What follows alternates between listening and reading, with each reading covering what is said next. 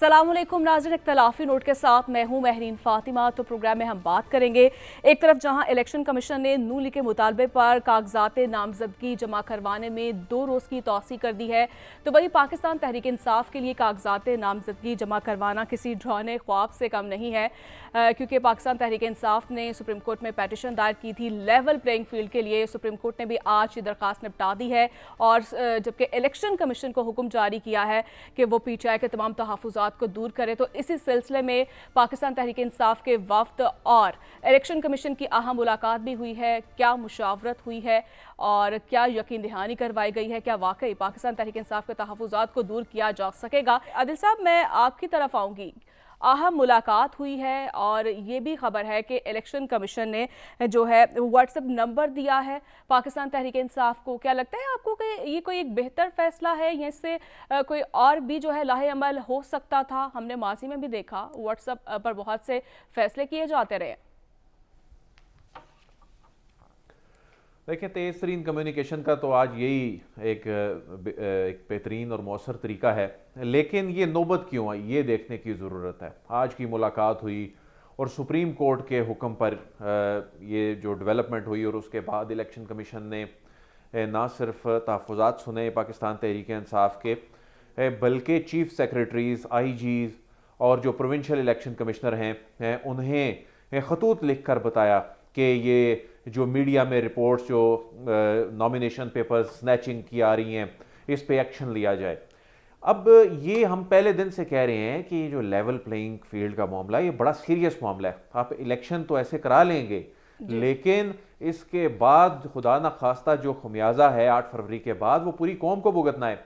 हमने 2013 में देखा, हमने 2018 में देखा कि किस तरह इलेक्शन से मुतल्लिक तनाज़ात जो हैं वो सियासी अदम इस्तेहकाम पैदा करते हैं, वो शोरश ख़त्म ही नहीं होने देते। लेकिन इस मरतबा चूँकि ये मामला बहुत ज़्यादा हाईलाइट हो चुका है, और जिस अंदाज में, और ये सोशल मीडिया के हवाले से अगर हम बात करें तो ये इंतखाबात माजी के इंतखाबात से, और यूथ की पार्टिसिपेशन की अगर हम बात करें, यूथ की अवेयरनेस के हवाले से हम बात करें, तो ये माजी से बहुत डिफरेंट इंतखाबात होने जा रहे हैं। आज जो सुप्रीम कोर्ट ऑफ पाकिस्तान ने ये कहा कि सेहतमंद मुकाबले के लिए बराबरी का मैदान जरूरी है, ये बात इलेक्शन कमीशन को नहीं पता। क्यों जाना पड़ा सुप्रीम कोर्ट ऑफ पाकिस्तान में पाकिस्तान तहरीक इंसाफ को?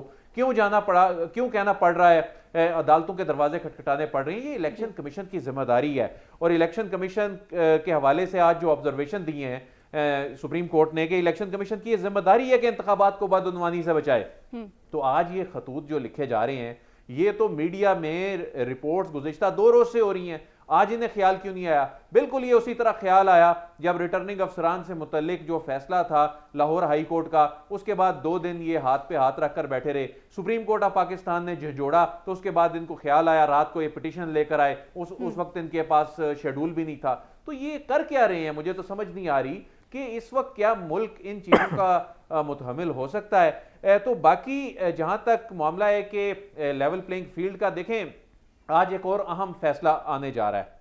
वो अहम फैसला आज इलेक्शन कमीशन कह रहा है कि रात 12 बजे से पहले हम जारी कर देंगे। आदिल साहब, उस पर भी हम बात करेंगे।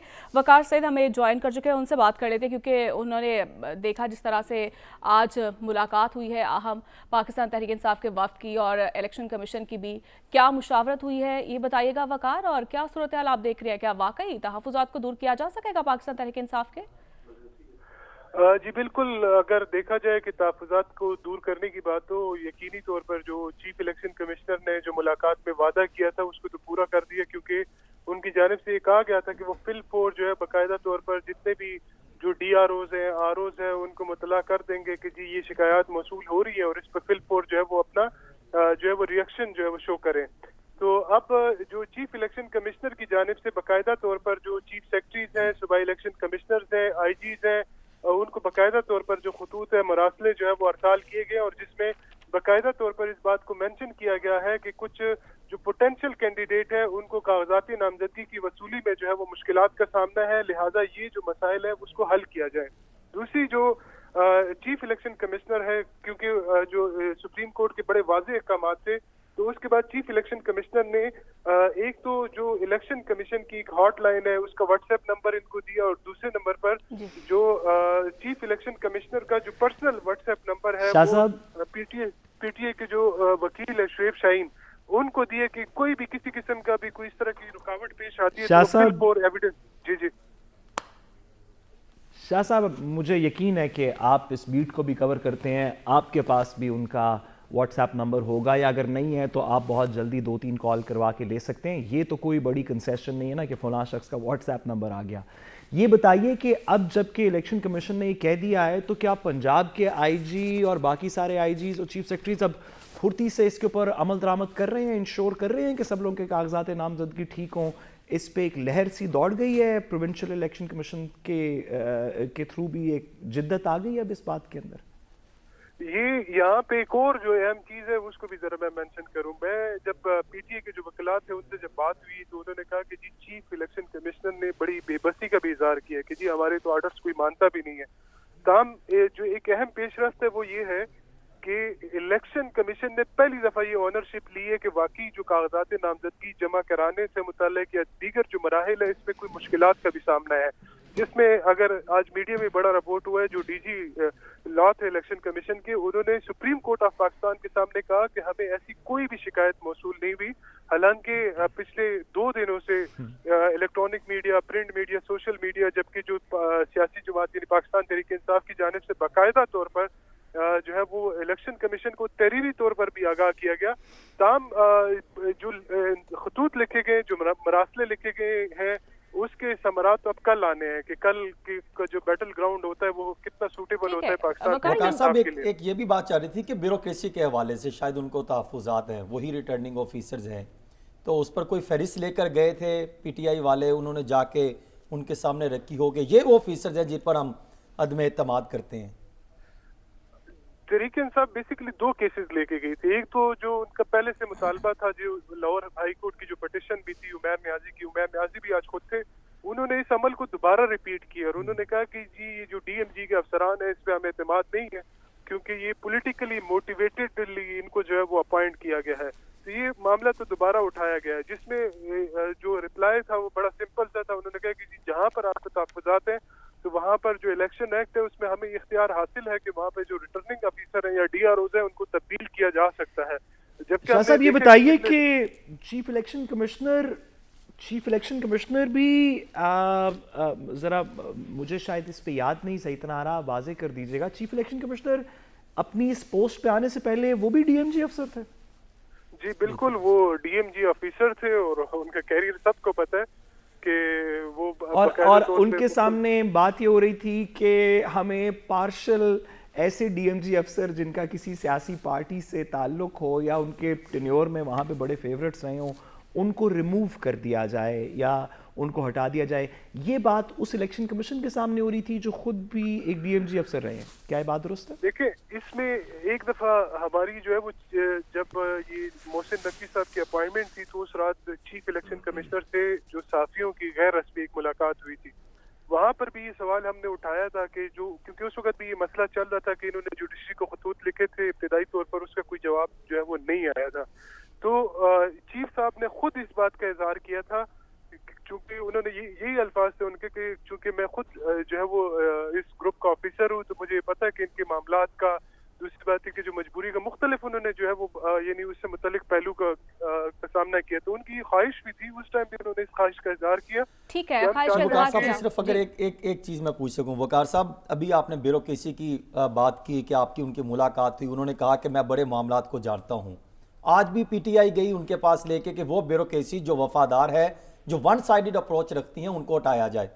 صرف یہ رہنمائی فرمائیں، آپ کا بڑا وہاں پہ ایکسیس ہے، میری نظر سے تو نہیں گزرا، آج سے 2 دن پہلے 2 دفعہ چیف الیکشن کمیشن نے آج چیمہ صاحب کو ہٹانے کا حکم دیا تھا. تو کیا کوئی نوٹیفیکیشن جاری ہونے کے بعد ایک اہم ترین شخصیت کے حکم پر، چیف الیکشن کمیشن کے حکم پر نوٹیفیکیشن جاری ہو کے امپلیمنٹیشن رپورٹ جمع ہو گئی الیکشن کمیشن، یا ابھی صرف ہوا میں ہی ہے؟ دیکھیں ایک تو قانونی طور پر جو اس وقت سب سے زیادہ ایگزیکٹو پاورز ہیں وہ چیف الیکشن کمشنر کے پاس ہے شیڈول جاری ہونے کے بعد. دوسری بات جو اہم یہ ہے کہ گزشتہ روز کورٹ روم کے اندر چیف الیکشن کمشنر کے یہ الفاظ تھے کہ جو احد چیمہ کو ہٹانے سے متعلق اسٹیبلشمنٹ ڈویژن کو جو احکامات تھے اس پر آج ہی عمل درآمد کرائیں. لیکن آج کی ڈیٹ تک یعنی یہ احکامات کل سے فیصلہ اس سے 2 دن پہلے آیا تھا, 19 تاریخ کو آیا تھا, آج کے دن تک ابھی تک اس پر کوئی عمل درآمد نہیں ہو سکا. اور احد چیمہ صاحب کی جو ڈی نوٹیفائی والا شاہ صاحب ذرا مزید واضح کر دیجیے گا, شاہ صاحب ذرا مزید واضح کر دیجیے گا, سوری آپ کا ہم اتنا وقت لے رہے ہیں لیکن واضح کر دیجیے گا کہ احد چیمہ صاحب اور حسن فواد صاحب جو ڈی ایم جی افسران ہیں ان کو ریموو کرنے کے لیے کہ وہ بائسڈ ہیں, وہ اس انٹرم سیٹ اپ میں نہیں ہو سکتے, ایک ایسے الیکشن کمشنر کے سامنے اپلیکیشن دی گئی جو ڈی ایم جی افسر ہے, جس کے سامنے دوسری اپلیکیشن یہ چل رہی ہے کہ دیگر ڈی ایم جی افسران بھی جو ہیں وہ ان بائسڈ ہے, وہ بھی بائسڈ ہیں اور ان کو بھی ریموو کر دینا چاہیے. اور یہ تمام ڈی ایم جی افسران ایک دوسرے کو ریموو کرنے پہ کوئی راضی نہیں لگ رہے. کوئی اور اسٹیبلشمنٹ سیکریٹری جس کو آپ کہہ رہے ہیں کہ کہا گیا ہے یا کچھ اور اسٹیبلشمنٹ ڈویژن کو کہا گیا وہ بھی ڈی ایم جی افسران سے, کیا یہ ریزنیبل نہیں لگ رہی بات؟ یہ کیسے ہوگا؟ کیس پینڈنگ ہے.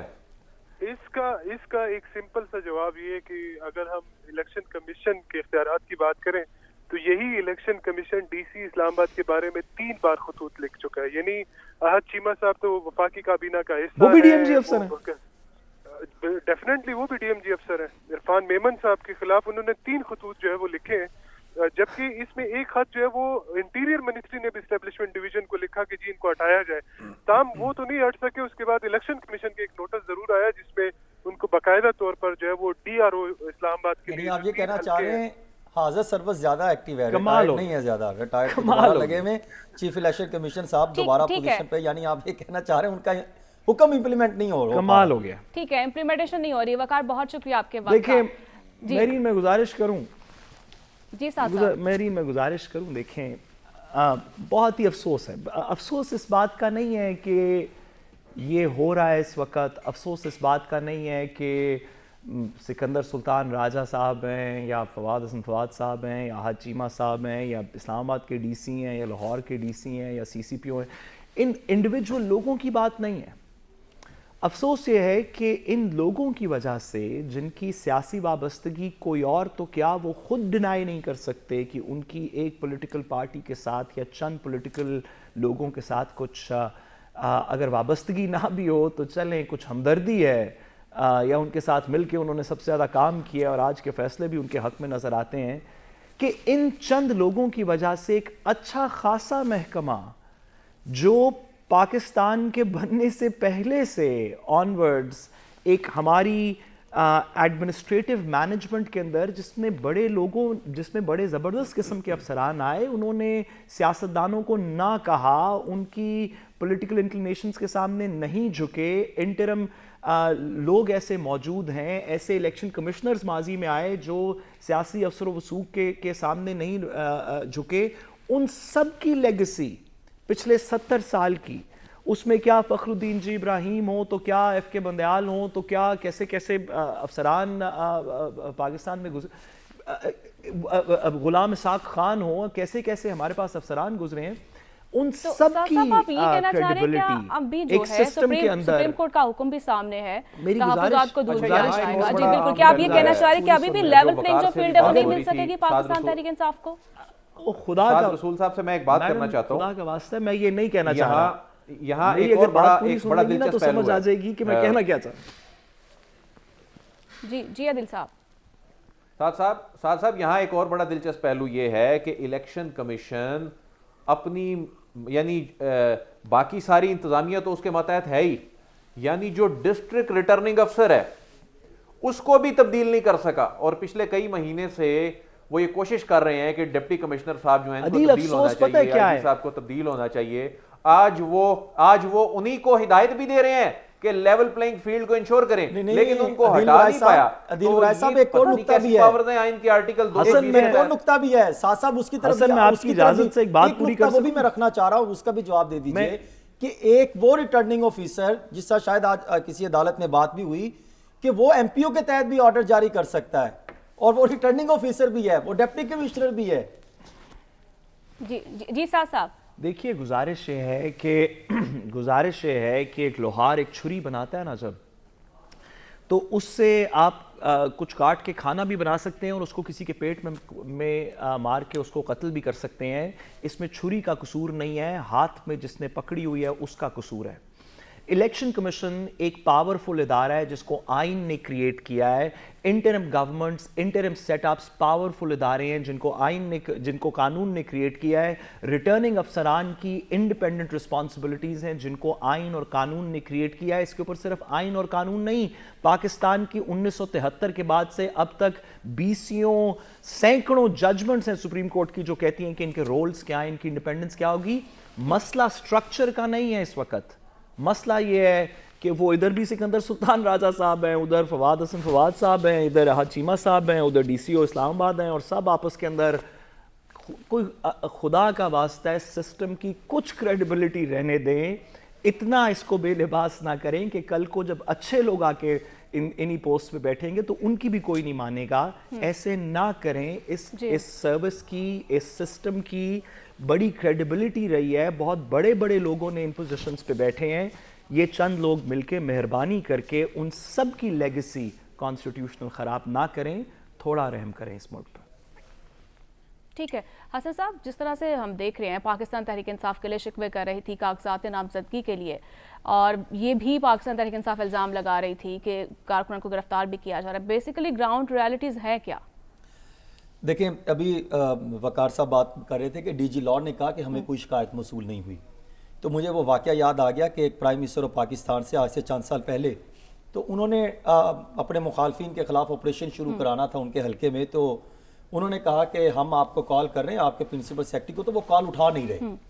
تو انہوں نے کیا کیا, کال وہ ریسیور انہوں نے اٹھا کر تو سائٹ پہ رکھ دیا اور ایسے کال کرتے رہے کہ نمبر بیزی جا رہا تھا, اور جو آن لائن سسٹم تھا وہ وہاں سے وہ آف لائن ہو گئے, یا جس ایئر موڈ پر ہم ڈال دیتے ہیں. تو انہوں نے کہا کہ ہم تو رابطہ کرے, تو انہوں نے کہا مجھے تو کوئی فون نہیں آیا, اگر فون آتا تو میں فوری ڈائریکشن لے لیتا.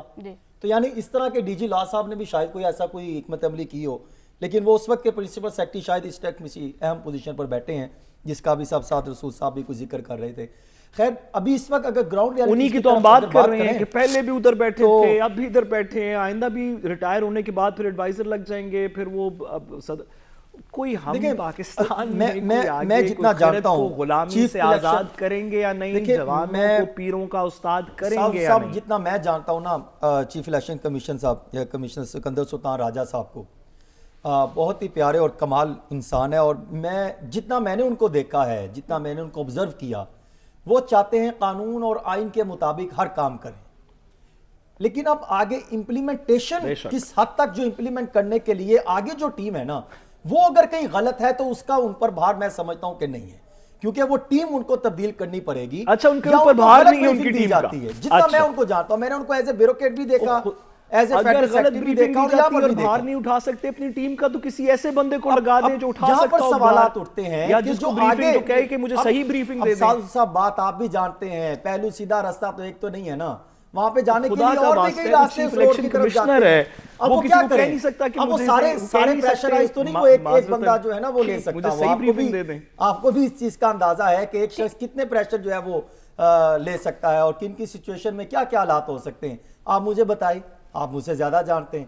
اس ٹائم گراؤنڈ ریئلٹیز کی جو آپ بات کر رہی تھی, دیکھیں یہ چند ایک مقامات ہیں, جس طرح گجرات کا معاملہ سامنے آیا, سیالکوٹ کا معاملہ سامنے آیا, لاہور کے کچھ معاملات سامنے آئے, 18 ہزاری کا معاملہ سامنے آیا, کوٹ ادو کا معاملہ سامنے آیا, اور پھر ہم نے دیکھا کہ ایسے ہی کچھ سیالکوٹ کا تو بہت ہی سامنے معاملہ رہا, کئی معاملات رہے ہیں. لیکن ابھی جس طرح بانی پی ٹی آئی کے کاغذات نامزدگی جمع ہونے کے بعد اب یہ تاثر دیا یہ جا رہا ہے کہ دیکھیں لیول پلینگ فیلڈ کتنی کمال ہے, کہیں پر کوئی پریشانی نہیں ہے, کسی کو روک ٹوک نہیں کیا جا رہا, اور کہیں پہ کچھ نہیں کیا جا رہا. لیکن دوسری جانب یہ بھی الزامات سامنے آتے ہیں کہ جو کاغذات نامزدگی اگر کسی جیل میں سائن کروانے کے لیے لے کر جاتے ہیں تو شاید وہاں کے سپرڈنٹ صاحب جو ہیں وہ چھٹی پر چلے جاتے ہیں, یا غائب ہو جاتے ہیں, یا سائن نہیں کروانے دی جاتے, اور شاید کوئی ایسی بھی اطلاعات ہیں کہ پولیس وہاں پر کھڑی ہے وہ چیک کرتی. اس طرح کے بے شمار قسم کے الزامات لگ رہے ہیں. لیکن چیف الیکشن کمیشن نے ان تمام شکایات کو سنتے ہوئے تمام چیف سیکرٹری صاحبان کو اور آئی جی صاحبان کو خط لکھا ہے, جس میں انہوں نے یہ کہا کہ تمام سیاسی جماعتوں کے ساتھ برابر برتاؤ کیا جائے. جی لیول پلینگ فیلڈ کا مینشن کیا گیا یہ لفظ ماشاءاللہ. کہ تمام جو ہے اس پر امپلیمنٹ کریں. اب آگے پھر وہی سوال کھڑا ہوتا ہے کہ وہ بیوروکریسی جو تقریباً 250 کے 270 کے قریب ہے, جو ایک ون سائیڈڈ پوزیشن رکھتی ہو, جو ان کے دور میں ان کو ترقیاں ملتی ہوں, پوزیشنیں ملتی ہوں, ان کی ڈائریکشن پر اپائنٹمنٹ ہوتی ہوں, جو الزامات لگتے ہیں, تو پھر وہ کس حد تک اس پر امپلیمنٹ کریں گے. اور پھر وہی چیز جو آج عدالت میں بات ہو رہی تھی کہ آپ نے ان کو ایم پی او کا چارج بھی دے رکھا ہے, اور اس وقت دیا بھی کچھ دن پہلے ہی ڈائریکشن ہوئی کہ تمام ڈیپٹی کمشنرز کو اختیار ہوگا, اور ایک ڈیپٹی کمشنر 3 دفعہ ایم پی او کے تحت آرڈر جاری کر سکتا ہے, اور وہی ریٹرننگ آفیسرز بھی ہے. تو پھر یہاں پر کہاں پہ لیول پلینگ فیلڈ ہوگی؟ دیکھیں آپ نے بھٹو کے ساتھ کیا کیا, آپ نے تلوار کا نشان ختم کر دیا, کرنے کے لیے بڑی کوشش کی, پھر ختم کیا, پھر ریفرینڈم بھی کرایا, پھر جو ہے وہ ہر طرح کے اقدامات کیے, پھر غیر جماعتی انتخابات بھی کرائے, سارا کچھ ہوا. پارٹی ختم ہوگی؟ نہیں ہوئی. ابھی تو اس پر بڑا فیصلہ بھی آنا ہے نا. پارٹی ختم نہیں ہوئی. دیکھیں اس طرح پارٹیاں ختم نہیں ہوتی. طریقہ کار, وہ پارٹی کہاں سے ختم ہوئی, ان کی پاپولیرٹی کا گراف کہاں سے ختم ہوا؟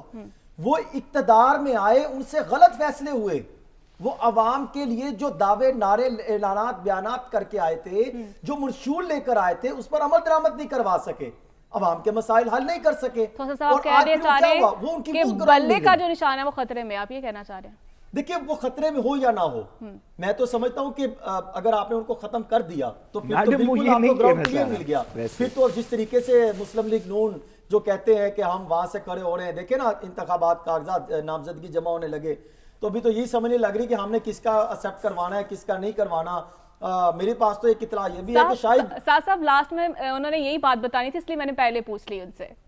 نہیں دیکھیں اب ان کا آپ نے بلہ ختم بھی کر دیں تو کیا انٹرنیشنلی ایکسیپٹ ہوں گے یہ انتخابات؟ آپ دیکھیں نا, آپ اس معاملات کو, سیاسی معاملات اور دیگر عدم استحکام کو ختم کرنے کے لیے انتخابات کی طرف جا رہے ہیں, جمہوری معاملات کو آگے لے کے چلنے کے لیے. اگر آپ اس طرح چلیں گے تو کیا یہ عدم استحکام مزید نہیں بڑھ جائے گا؟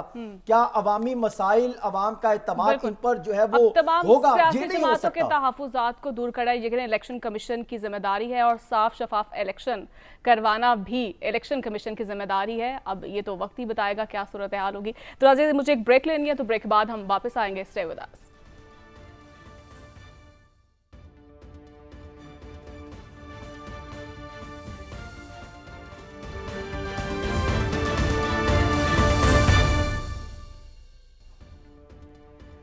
ویلکم بیک ناظرین, اور بات کریں گے جس طرح سے سیاسی جماعتوں میں انتخابی اتحاد بن رہے ہیں, خاص طور پر نون لیگ اور کاف لیگ اور آئی پی پی کے درمیان سیٹ ایڈجسٹمنٹ کے حوالے سے ابھی تک کچھ بھی فائنل نہیں ہو سکا, ڈیڈ لاک برقرار ہے. ساتھ صاحب آپ کی طرف آؤں گی, لیول پلینگ فیلڈ بھی مل جائے گی سیاسی جماعتوں کو اور انتخابی اتحاد بھی بن جائیں گے, لیکن اس سے پہلے اہم مرحلہ ہوتا ہے منشور کا. کسی بھی سیاسی جماعت کا ابھی تک منشور سامنے نہیں آ سکا. کیسے عوام کو مطمئن کر پائیں گے ہماری سیاسی جماعتیں؟ دیکھیے یہ تو ایک ایسا الیکشن ہے جس کے اندر تقریباً منشور کا کوئی ضرورت ہی نہیں ہے. سب لوگوں کو پتہ ہے کہ کس کا کیا منشور ہے.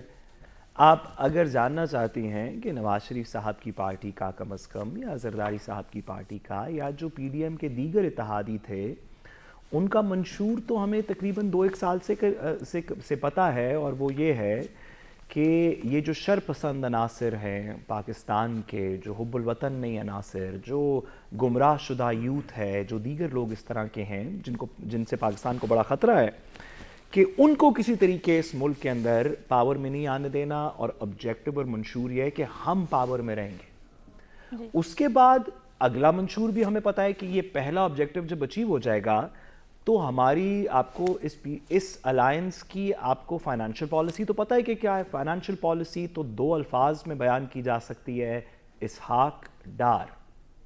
اسی طرح آپ کو پتہ ہے انٹرنل سیکیورٹی کی پالیسی کیا ہوگی, وہ 3 الفاظ میں بیان کی جا سکتی ہے, رانا ثناء اللہ خان. اسی طرح آپ کو پتہ ہے کہ پلاننگ اینڈ ڈیولپمنٹ کی پالیسی کیا ہوگی. بھائی منشور کیا لے کے آنا, یہ وہ لوگ ہیں جو 4 دفعہ اس ملک میں دودھ اور شہد کی نہریں بہا چکے ہیں. پاکستان تحریک انصاف, ہم پہلے پیپلز پارٹی بھی ہے. دیکھیے پیپلز پارٹی تو میں اس اتحاد کا حصہ شامل کر رہا ہوں, اور پاکستان تحریک انصاف جیسے شرپسند عناصر سے تو ہم پہلے ہی تنگ ہیں. ان کا منشور جان کے کیا کرنا ہے, وہ جو بھی کہنا چاہتے ہیں. آپ کو مجھے اور ہم عدیل صاحب کی صحبت میں رہتے ہیں, ہم حب الوطن پاکستانی, ہم ایسے شرپسند عناصر سے وہ نہیں جاننا چاہتے منشور. یہ جو دیگر لوگ ہیں ان کا منشور تو میں آپ کو بتا رہا ہوں, سندھ کا منشور ہوگا, شرجیل میمن صاحب, مرزا وہاب صاحب, یہ ہمارے منشور ہیں جو ہم نے پہلے بھی دیکھے ہوئے ہیں. اور جیسے پہلے 2-3 دفعہ دودھ اور شہد کی نہریں بہتی رہیں, جیسے اسحاق ڈار صاحب ڈالر کی اڑان اور اس کو کنٹرول کرتے رہے. جی ضرور میرا خیال ہے کہ اس حد تک منشور ضرور واضح ہونا چاہیے کہ علیم خان صاحب چیف منسٹر پنجاب بنیں گے یا مریم نواز صاحبہ بنیں گی. یہی تو وہ کرٹیکل فیصلہ ہے. اسی فیصلے کے ساتھ تو اس ملک کے بھوکے ننگے عوام کے دل دھڑکتے ہیں. یہی تو لوگ سوچتے ہیں ہر روز رات کو سونے سے پہلے. اسی بات کے اوپر تو بچوں کو اسکول میں پڑھایا جاتا ہے. اسی پہ تو سب لوگوں کے دل اجاگر ہیں کہ کون بنے گا, مریم نواز صاحبہ یا علیم خان صاحب. میرا خیال ہے اس طرح کا منشور ضرور وہ بتا دیں. باقی چیزیں تو ہمیں ریلیٹیولی کلیئر ہیں. ٹھیک ہے صاحب. حسن صاحب, نون لیگ میں اختلافات کی بہت سی خبریں آ رہی ہیں. کل وہ خواتین کے لیے جو آپ نے دیکھا وہ تقریب ہوئی, اس میں ہم نے دیکھا خواتین کے حوالے سے بڑے بحث و مباحثے کیے گئے ہیں, اور جبکہ ان کے انٹرویوز بھی لیے گئے ہیں. بڑے تحفظات جو ہیں خواتین کی طرف سے سامنے آئے ہیں. آپ مریم نواز کی طرف جو ہے وہ اشارہ کر رہی ہیں. دیکھیں, بنیادی طور پہ جو بادشاہ ہوتا ہے نا, وہ غلاموں کو کہتا ہے کہ آپ نے آواز بلند نہیں کرنی. آپ لطیفے سنائیں, شاعری سنائیں, جس نے اچھا کمال کا شعر سنایا, لطیفہ سنایا, اس کو انعامات سے نواز دیا جاتا ہے. وہاں پہ یہ نہیں ہوتا کہ آپ نے اپنی پرفارمنس دکھانی ہے. اب وہ ہوا نا کہ کسی ایک خاتون نے کہا جی میں تو پرفارمنس بتانی ہوں. انہوں نے کہا ہم نے آپ سے پرفارمنس پوچھی کب ہے, آپ بتائیں پارٹی کے لیے خدمات, آپ بتائیں پارٹی کے لیے کیا خدمات دی. انہوں نے کہا جی جب آپ پکڑے گئے تو ہم باہر نکلے, ہم نے قربانیاں دی, ہم نے فلاں کام کیے, ہم 50 بندے لے کر آئے, کسی نے کہا ہم 200 بندے لے کے نکلے, احتجاج کیا, پروٹیسٹ کیا. انہوں نے کہا ہم نے یہ پوچھا ہی نہیں. آپ بتائیں آپ نے پارٹی کے لیے کیا کیا. دیکھیں ساری سیاسی جماعتیں بنیادی طور پر جس کی آپ بات کر رہی ہیں, یہ پارلیمانی بورڈ تمام پارٹیز کے ہوتے ہیں. ابھی مسلم لیگ نون کے پاس موقع ہے تو وہ کر رہے ہیں. ماضی میں پاکستان تحریک انصاف کے بھی پارلیمانی بورڈ ہوتے رہے تھے, وہاں پر بھی اختلافات ہوتے ہیں اور کہیں پر پسند و ناپسند ہوتا ہے. دیکھیں سیاسی جماعتیں یہ عوامی مفادات کو دیکھتے ہوئے, اپنے منشور کو دیکھتے ہوئے اور نظریاتی معاملات کو دیکھتے ہوئے کسی کو ٹکٹ نہیں دیتے. میں جہاں تک پہنچا ہوں یہ بہت کم لوگ ہیں کہ کسی کو نظریات کی بنیاد پر ٹکٹ ملا ہو اور اصولوں کی بنیاد پر, پرفارمنس کی بنیاد پر ٹکٹ ملا ہو. یہاں پر تو دیتے ہیں جیتے گا کون اور پارلیمنٹ میں لانا کس کو ہے, کون آواز اونچی طریقے سے بلند کر سکتا ہے, اس کو ٹکٹ دے دی جاتی ہے. جو بہت قریب ہوگا شہنشاہ بادشاہ کے قریب, اس کو ٹکٹ دے دیے جاتے ہیں. اور ہوا تو ایسے کہ وہاں پر جو اب دیکھیں نا, اب وہ کون تھے, ارشد انصاری, ارشد انصاری انہوں نے بات کی تو انہوں نے کہا کہ جی آپ جناب میں تو بتانا چاہ رہا ہوں کہ ہم تو پہلے بھی مسلم لیگ نون سے تعلق رکھتے تھے. تو انہوں نے کہا میں نے تو آپ سے نہیں پوچھا کہ آپ کس سے تعلق رکھتے تھے, آپ تو وہی نہیں ہیں کہ جو لوٹے بن گئے تھے. نواز شریف صاحب نے کہا کہ آپ تو وہ نہیں ہیں جو پارٹی چھوڑ کر چلے گئے تھے جب مسلم لیگ نون پہ مشکل وقت آیا تھا. انہوں نے کہا جی بالکل, لیکن میں مسلم لیگ نون بائی برتھ مسلم لیگ نون سے ہوں. یہ ان کے جملے تھے. تو ہوا یہ کہ اطلاع تو یہ تھی کہ ان کو پکڑ کے باہر نکال دیا گیا کہ آپ اس پہ پارلیمانی بورڈ کا حصہ نہیں ہو سکتے. یہ ہوتا ہے, یہ تمام سیاسی جماعتوں میں یہ چیزیں چلتی ہیں. انہوں نے بھی دیکھنا ہے کہ کہاں پر ہم کون سے جو ہے وہ حلقے میں کون سے امیدوار کو کھڑا کریں جو پارلیمنٹ میں بھی آ کے ہمیں جو ہے وہ نقصان نہ پہنچائے, ہمارے بازو بنے اور ایک مضبوط پوزیشن اور ہم حلقے میں بھی ون کریں. یہاں پر جوڑ توڑ کے معاملات ہوتے ہیں. ابھی آپ بات کری تھی منشور کی, تو میں بڑا پریشان تھا. پچھلے ہفتے بھی میں نے یہ معاملات کی طرف نشاندہی کی کہ یہ وہ ٹائم ہوتا ہے کہ جب منشور پر ڈسکشن کی جائے کہ منشور کیا لے کر آئے, تعلیم سے, صاف پانی کے مسائل, ہیومن رائٹس کے مسائل, عوام کے بنیادی حقوق کو کیسے ہم نے بہتر کرنا ہے, ہم نے حالات کو کیسے ٹھیک کرنا ہے. یہ منشور لا کے اس پہ ڈسکشن ہونی چاہیے تھی. ہم نے یوتھ کو کیسے میدان میں لے کر آنا ہے, ہم نے یوتھ کے لیے کیا اقدامات کرنے ہیں. لیکن ہوتا کیا ہے کہ یہاں پر منشور اور جس مقصد پہ بات کرنی چاہیے وہ مقصد پہ بات نہیں ہو رہی. ہم دکھا رہے ہیں ان کو ایک کمال کے جو ہے وہ باغ دکھا رہے ہیں عوام کو کہ ہم فلاں حلقے میں فلاں بندہ لے کر آ رہے ہیں اور جس نے کام کیا اس کو ہم نظر انداز کر رہے ہیں. اور پھر لیول پلینگ فیلڈ کے معاملات آ جاتے ہیں, پکڑ دکڑ کے معاملات آ جاتے ہیں, جس نے آواز اونچی کی اس کو میٹنگ سے نکال دیا جاتا ہے. یہ سیاسی جماعتوں میں چل رہا ہے. عوام کی بات اس وقت بھی کوئی نہیں کر رہا جب انتخابات کا شیڈول اعلان ہو چکا ہے, شیڈول آ چکا ہے, کاغذات نامزدگی جمع جو ہے وہ شروع ہونا ہو چکی ہے, لیکن ابھی تک عوام کے بات کوئی نہیں کر رہا. کون کر رہا ہے؟ میں نے دیکھا آئی پی پی بات کر رہی تھی, حیرت کی بات ہے, آئی پی پی کے ایک شخص کی میں نے بات سنی, وہ بات کر رہے تھے کہ عوام کے مسائل حل ہونے چاہیے. جب وہ اقتدار میں تھے تو ان کے ایسے تھا کہ زبان ہی نہیں ہے کہ یہ عوام کے حق کی بات کر سکیں. اسی طرح پاکستان مسلم لیگ نون بات کرتی ہے کہ ہم عوام کے حق میں ان کے حق کی بات کر رہے ہیں, ان کے مسائل حل کریں گے. مجھے یہ بتائیں 16 مہینے جو انہوں نے کام کیا, عوام کے جو ہے وہ آپ نے جسے کہا جا سکتا ہے ان کے حق پر ڈاکے ڈالے, جو عوام مسائل کہتے ہیں ہمارے مسائل نہیں حل ہو سکے, ہم ایک وقت کی روٹی کھاتے تھے وہ بھی آپ نے پکڑ کے چھین لی, آج وہ بھی عوام کی بات کرنے سے کترا رہے ہیں. اور وہ کیا کر رہے ہیں؟ سیٹ ایڈجسٹمنٹ کی باتیں کرتے ہیں. پہلے جاتے تھے وہ بھی الگ ہو گئے, پھر دیکھا کہ نہیں ہم عوام کی بات بھی نہیں کر رہے, ہمیں کوئی آ کے تھالی میں دے گا, ہم لے کے نکل جائیں گے, اقتدار کی کرسی میں بیٹھیں گے. ہماری سیاسی پارٹیوں کے مسئلے ختم ہوں گے تو ہماری عوام کی کوئی سنے گا نا. سب سے بڑا تو یہی مسئلہ ہے, یہی ہمارا نظام ہے ہمارے ملک کا. تو ناظرین بریک کے بعد ہم بات کریں گے جوڑ توڑ کی سیاست میں کون کون کہاں کھڑا ہے اور کون کس کے مد مقابل الیکشن لڑنے کا خواہش مند ہے, لیکن ایک بریک کے بعد.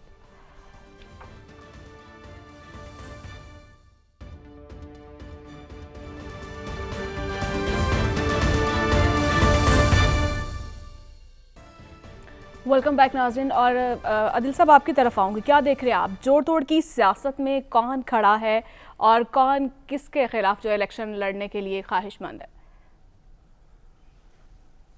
دیکھیں جو اس وقت جو جوڑ توڑ ہو رہا ہے, جو مصیبت بنی ہوئی ہے مسلم لیگ نون کے لیے, وہ آئی پی پی کے ساتھ وہ کمٹمنٹس ہیں. جب منحرف اراکین جو ہیں انہوں نے ساتھ دیا, اگرچہ وہ منحرف تھے, ان کا ووٹ جو اس طرح کاؤنٹ نہیں ہوا, لیکن وہ جو منحرف اراکین تھے ان کی وجہ سے یہ خود نون لیگ بھی یہ ایک اجلاس کی, بلکہ میں آپ کو کہانی بتاتا ہوں کہ جب فیصل آباد ڈویژن کا اجلاس ہو رہا تھا اور اس میں طلال چودھری صاحب نے تقریر کی اور اس کے بعد تقریر ختم ہونے کے بعد تالیاں بجائیں, تو میاں نواز شریف صاحب نے بھی تالی بجا دی. تو اس میں پھر شہباز شریف صاحب نے کہا کہ میاں صاحب یہ تو میں نے نواب شیر وسیر سے کمٹمنٹ کی ہوئی ہے, یہ وہ لوگ ہیں جو منحرف اراکین ہیں جن کی وجہ سے ہم حکومت میں آئے, جن کی وجہ سے ہمیں یہ موقع ملا کہ آج ہم سرخرو ہو کے وہ کیسز سے بری ہو گئے, نہیں تو ادروائز ہماری کیا صورتحال ہونی تھی, ہم نے اس وقت عدالتوں کے چکر لگا رہے ہونے تھے. تو جن لوگوں سے ہم نے کمٹمنٹ کی ہے ان کو ہمیں ٹکٹ دینے پڑیں گے. تو یہ ایک نون لیگ کے اندر ایک بے چینی ہے ان 20 سے 22 بڑے حلقوں میں اور اس سے زیادہ چھوٹے حلقوں میں جہاں پر یہ کمٹمنٹس کر بیٹھے ہیں. اور آئی پی پی کے ساتھ یہ آنے والے دنوں میں ہم دیکھیں گے کہ آئی پی پی کے ساتھ جو ہے یہ ان کی ٹینشن بڑھے گی, کیونکہ آئی پی پی جو ہے وہ جو نشستیں مانگ رہی ہیں وہ نون لیگ کسی صورت دینے کو تیار نہیں ہے. وہ جو 25 کے لگ بھگ بڑی اور تقریباً 40 کے لگ بھگ چھوٹی نشستیں مانگ رہے ہیں پروونشل اسمبلی کی, وہ نون لیگ یہ بلکہ نون لیگ نے تو اپنا بیک اپ پلان میں یہ بھی رکھا ہوا ہے کہ ہم نے جہاں پر ان کے ساتھ کوئی 5-7 سیٹوں میں کوئی مارجن بنتا بھی ہے وہاں بھی ہم بیک اپ میں اپنے لوگ کھڑے کریں گے. اینڈ ٹائم پہ یہ ہو سکتا ہے کہ یہ اتحاد جو ہے یہ بیل منڈے چڑھ ہی نہ سکے.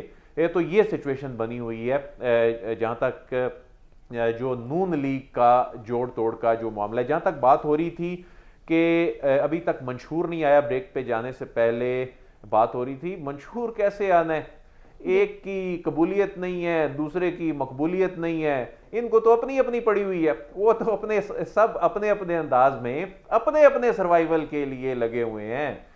یہ تو منشور تو آنا ہے عوام کے سروائیول کے لیے. تو ابھی تک تو سب کو اپنی اپنی پڑی ہوئی ہے, ایک کو لیول پلینگ فیلڈ نہیں مل رہی, جو دوسرا ہے وہ ابھی تک اس طرح سے وہ جلسے نہیں کر سکے جس انداز میں انہوں نے پاکستان میں ایک انٹری دی تھی. تو بہرحال جو ٹکٹ کے حوالے سے حسن صاحب بات کر رہے تھے, میں اس پہ ایک چیز تھوڑا سا بات کرنا چاہوں گا کہ وہ کہہ رہے تھے کہ جی بالکل ٹکٹ دیتے ہوئے یہ دیکھا ہی نہیں جاتا کہ بس جو پارٹی کے جو کنٹریبیوٹ کرنے والے لوگ ہوتے ہیں, جو قابل لوگ ہوتے ہیں, لیکن میں سمجھتا ہوں کہ جو نون لیگ کا اور یہ جو بڑی جماعتوں کا جو ٹکٹ دینے کا جو میکانزم ہے, سب سے پہلے تو یہ دیکھا جاتا ہے کہ اس بندے کی اپنے حلقے میں ورث کیا ہے.